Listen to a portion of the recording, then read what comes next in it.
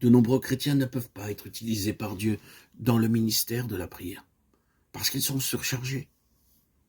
Ils ont laissé accumuler leurs fardeaux au lieu de les libérer par la prière. Et finalement, ils sont tellement écrasés par leur poids qu'ils ne peuvent pas prier. Oh, frères et sœurs bien-aimés en Christ, l'œuvre de Dieu sera sérieusement entravée si nous ne sommes pas émancipés en esprit pour être des instruments libres entre ses mains.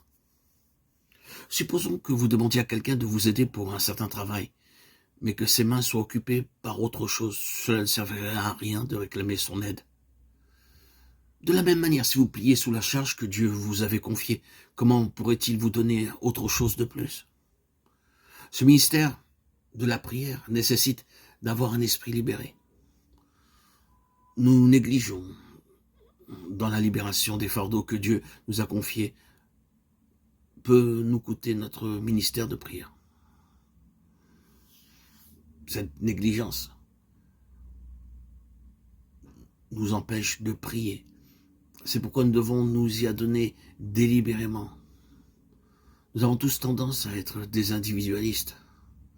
Et à cause de cela, nous devons nous unir à d'autres dans la prière. Il est important de ne pas apprendre uniquement à prier seul, mais de prier aussi avec d'autres chrétiens. En faisant cela, nous apprenons à nous servir de nos oreilles aussi bien que de notre bouche, et en étant attentifs aux requêtes des autres, nous sommes soudés avec eux, peu à peu, pour prier plus efficacement. En priant ensemble, la nature des fardeaux qui pesaient sur nous devient claire, et ensemble, nous pouvons les définir et les exprimer.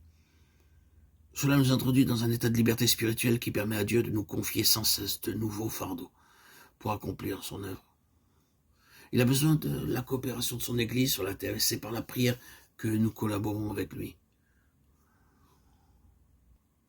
Il est vrai que les fardeaux que nous recevons en nous attendant au Seigneur manifestent sa volonté à notre égard. Cependant, il est aussi vrai que, de manière générale, c'est la connaissance que nous avons qui gouverne de prime abord nos fardeaux.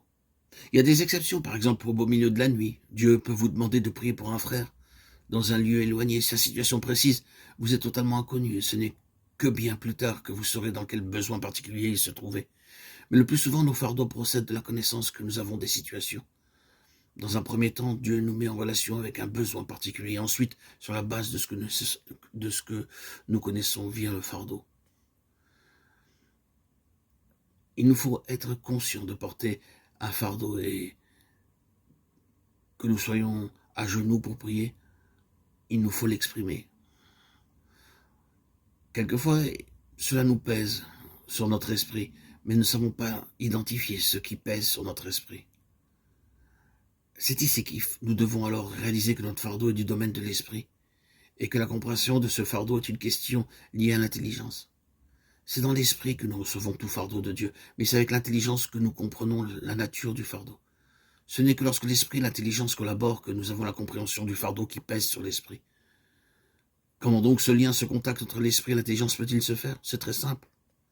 Si vous voulez trouver quelque chose, comment allez-vous faire pour y parvenir?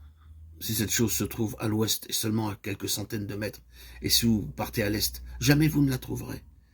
Il vous faudra donc cibler le globe. Avant de la découvrir, vous devrez commencer depuis le lieu où vous êtes, regardant tout autour de vous, de votre environnement immédiat, et vous déplacer en élargissant le cercle depuis le lieu où vous vous trouvez. Il en est de même pour la prière.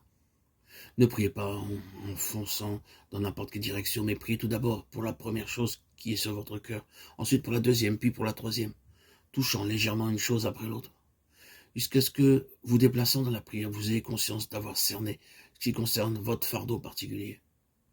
Alors que vous poursuivrez la prière dans cette direction, vous entrerez dans une libération grandissante de votre esprit. Lorsque vous aurez évacué ce fardeau, vous serez alors préparé pour en recevoir d'autres de la part de Dieu.